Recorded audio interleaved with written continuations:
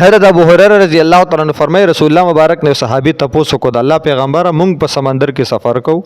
ونحمل معنا القليل من الماء او چې ځان سره وبر اوالو دا ډېری لګي وي ځکه حالت د میاشتو سفر وینو دونه غوسو ځان سره نشي وړل نو فإنا نتوزعنا به عطشنا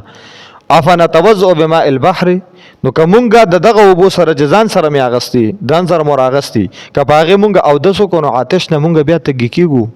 بیا د اسکلو د پاره سنوي افنا توزع بماء البحر نو آیا د سمندر په اوبو ملي او دس کول شو فقال رسول الله صلی الله علیه وسلم هو الطهور ماؤه والحل میتته خو پاکي وبو خو د سمندر وبو دي رسول الله مبارک فرمایل چې پاکي وبو خو د سمندر دي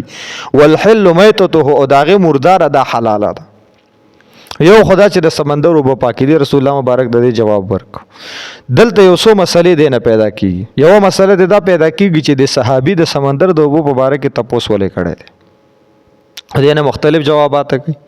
یو جواب ته دا کې دا ډېر کمزور دی چې د صحابي دا تپوس د رسول الله مبارک نه ذکر کړي دي چې په قرآن مجید کې راځي او د ابو داود په یو روایت کې راځي چې د سمندر د لاندې جهنم دی نو د صحابي وی چې سمندر د لاندې جهنم دی او لا پاسه په سمندر دی نو جهنم کو زحمت دی داغه د پاسه چې دا کوم یو بدی آیا په دې ملي مونږ چې کله او دس کو یا غسل کو نو دا مونږ په کول شو عبادتو د پاره ځکه لاندې ته دونه خطرناک شی دی خدا خبره کمزورې ده دویمه خبره ده چې د صحابي د رسول الله مبارک نه دا تاسو ذکر کړه دا ډیره قوي خبره ده چې د سمندر دا اوبو په نسبت د نور اوبو ډیره بدلی وي دا غیر رنگوم بدلوي دا غیر ذائقه هم بدلوي دا غیر خوشبو هم بدلوي نو د رسول الله مبارک نه تاسو کو د الله پیغمبره دا سمندر دا اوبو دا تروي هم وي په دې کې د رنگ هم بدلوي د دې بدبو هم بدلوي نو آیا مونږ سکو په دې ملک کول شو رسول الله مبارک فرمایل هو الطهور ماء دا پاکي دی ښه کول شي دویم والحل میتته په دې کې د کوم حیوانات اوسيږي نو کدا مړو هم شي دا پاک دي یعنی میتته د دې د حیوانات بغیر د حلال ولو نه پاک دي احناف په دې باب کې دا خبره کوي چې صرف میان دا حلال دي نور حیوانات د سمندر دا حلال نه دي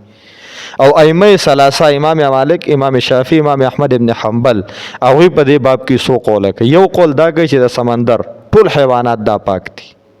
ټول حیوانات چې څونه په سمندر کې اوسېږي بیا دا غنه استثناء کوي چې درې پکې نه پاک دي ټول پاک دي استثناء ته د دریو ده